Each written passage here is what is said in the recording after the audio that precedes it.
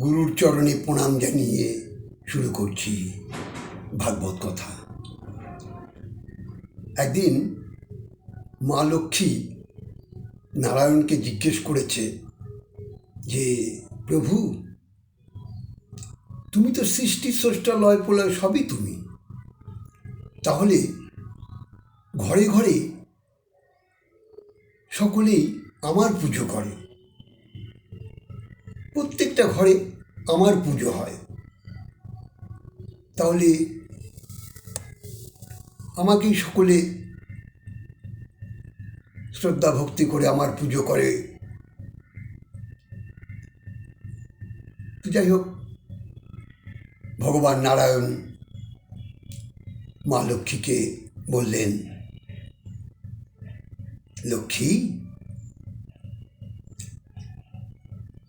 এই মানবের যতক্ষণ ঐশ্বর্য, লোভ, লালসা আছে অন্তরে, ততক্ষণ বিভিন্ন দেবদেবীর পুজো তারা করছে, কারণ তাদের আশা অচিরেই যেন পূর্ণ হয়। দেবদেবীরা সকলেই আশা পূর্ণ করছে, কিন্তু এই আশা পূর্ণ হতে হতে হতে হতে লোভ, লালসা, ঐশ্বর্য, এগুলো যখন এই দেহ থেকে বেরিয়ে যায়, অর্থাৎ লোভ, লালসা, ঐশ্বর্য, কাম, ক্রোধ সমস্ত যখন নিবারণ হয়ে যায়, তখন হরিবল, অন্তিমকালে যেদিন দেহে বল থাকে না, শক্তি থাকে না, যেদিন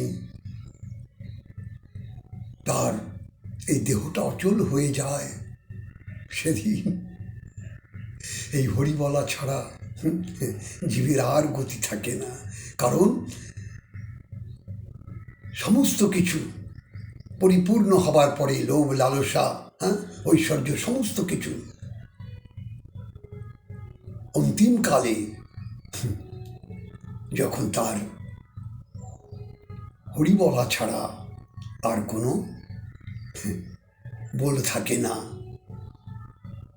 অর্থাৎ আমার চরণ প্রাপ্তির আশা জেগে যায়।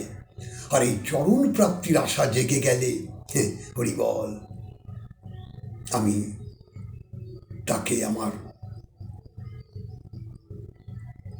শরণাগত করিনি, আর সে আমার ছাড়া আর কিচ্ছু জানে না। কারণ বিষয় লালসা মানুষের জীবনে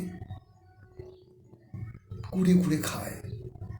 তাই যখন কৃষ্ণ নামের লালসা জাগে, তখন কি আর তার ভেতরের সমস্ত বাসনা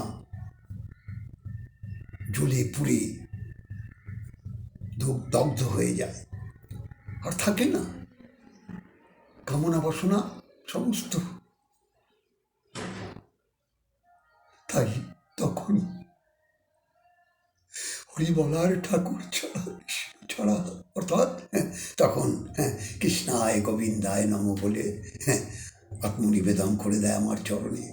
আর আমার ওই চরণ পাওয়ার জন্যে আকুল প্রাণে আমার ডাকতে থাকে। আমিও তার শরণাপন্ন হয়ে যাই, শরণাগত হয়ে যাই।